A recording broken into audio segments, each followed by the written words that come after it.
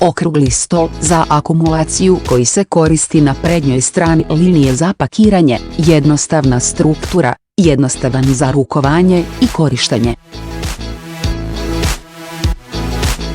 Vaganje punjenja s opremom za punjenje linearnog tipa, usvaja motor za podizanje usporavanja, sustav automatske kontrole i hranjenja.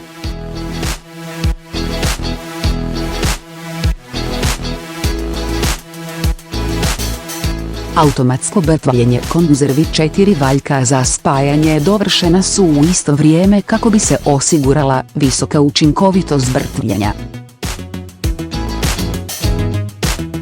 Primjenjivo na limenke, aluminijske limenke, plastične limenke i papirnate limenke.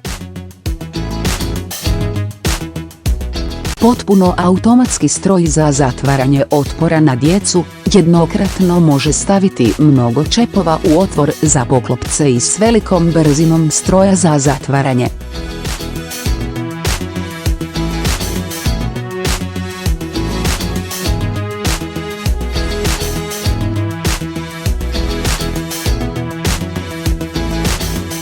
Uređaj za etiketiranje osjetljiv na pritisak za tijelo limenke, usvaja princip zupčastog mehanizma kako bi osigurao stalnu napetost naljepnice, uvelike poboljšavajući točnost i stabilnost označavanja.